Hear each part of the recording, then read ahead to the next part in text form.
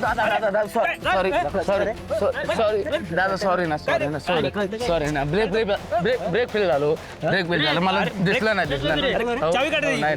हो दादा नको ना हो प्लीज सॉरी चुकी झाली हो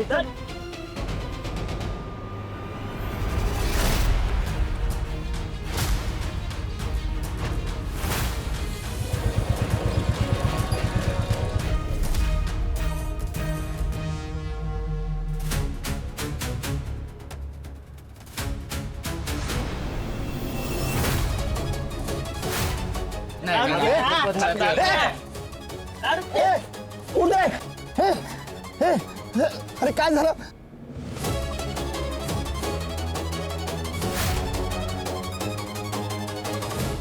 अरे तुम्ही बघत काय बसलात याला उचला ना हॉस्पिटलला नेलं पाहिजे अरे कशाला अरे बाबा पोलीस केस आहे उगाच रिस्क कोण घेणार अरे या मुलाचा काय बरवाच झाला ना तो विनाकारण अडकशील काय बोलतोस फुकटचा अडकशील अरे तुझा कोणी घरचा असतं तर हेच बोलला असता का त्याचा श्वास अजूनही चालू आहे तो जिवंत आहे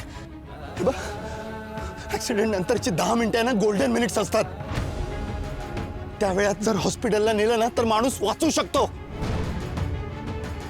त्यांना किमान 10 मिनिटे जरी लवकर इथे हॉस्पिटलमध्ये आणलं गेलं असतं ना तर परिस्थिती कदाचित वेगळी असती तुम्ही त्याला नंतर मारा आधी याला उचला हॉस्पिटलला नेलं पाहिजे अरे बाबा ऐक तो गेलाच जमाय आता अरे कुठल्या कातडीचा बनलायस रे माणूस की वगैरे काय आहे की नाही आता जर का ऍक्सिडेंट झालेल्या माणसाला हॉस्पिटलमध्ये घेऊन गेला ना तर पोलीस चौकशी होत नाही असा कायदा आहे आधी उपचार होतात तुम्ही व्हिडिओ काय करता रे तुला लाज वाटते का रील टाकायची आहे का रील टाकण्यापेक्षा माणसाला मदत कर उठ उठ ज्यांनी त्यांचा ऍक्सिडेंट केला त्यांनी स्वतः जर त्यांना लगेचच दवाखान्यात आणलं असतं तर 1% चान्सेस होते त्यांच्या जगण्याचे कुठे अरे उठ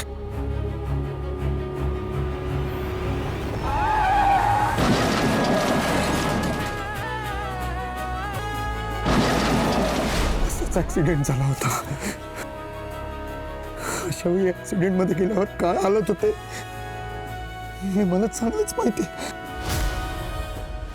साहेब माझा मुलगा याने केला ऍक्सिडेंट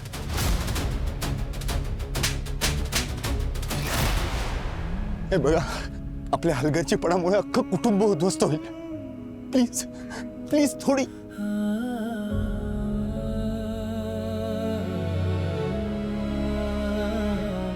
ए बाळा उठ ना डोळे उघड ना देवाने मला सेकंड चान्स दिलाय तर मला वाया जाऊ द्यायचा नाही उठ उठ उठ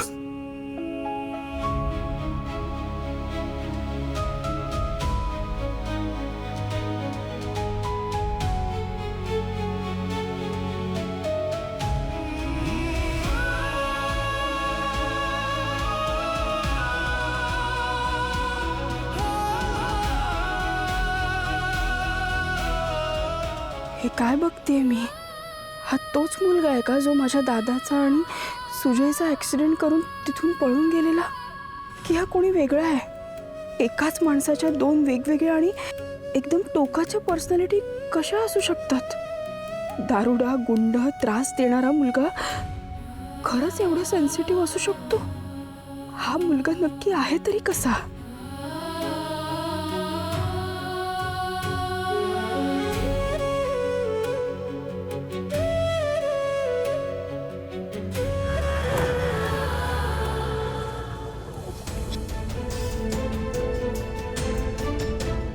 रिक्षात बसव त्याला आपण घेऊन जाऊ हॉस्पिटलमध्ये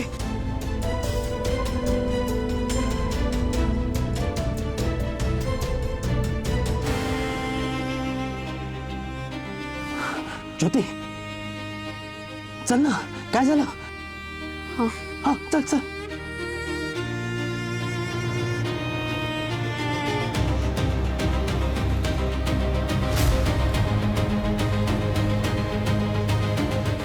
ज्योति ज्योति प्लीज फास्ट फास्ट चलो हो हो हो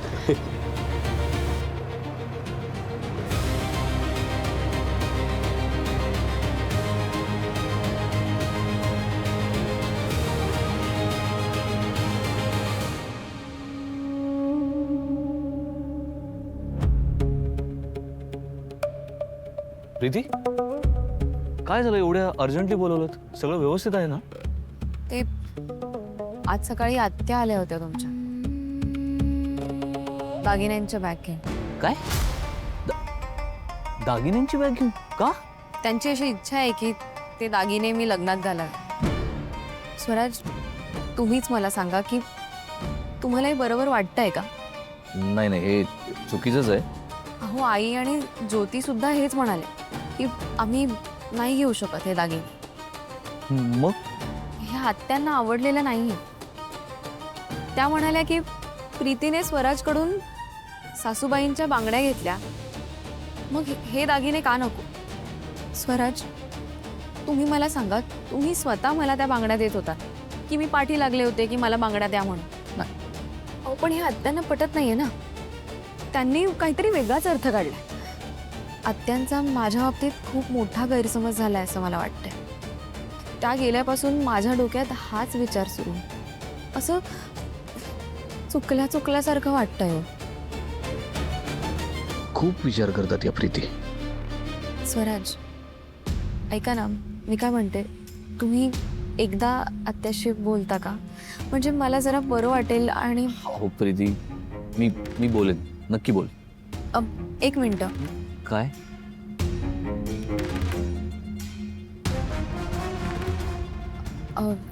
ह्या बांगड्या मी माझ्याकडे नाही ठेवू शकत, प्लीज तुम्ही घ्या.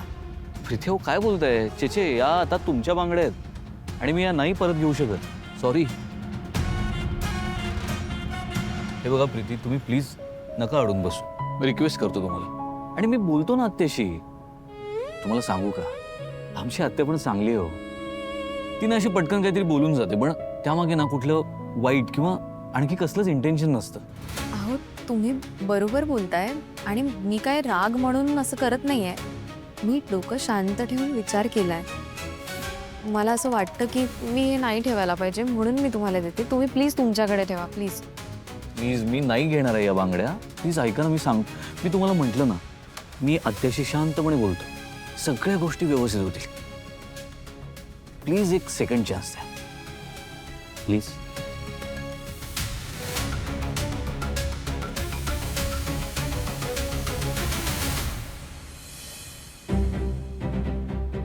घे.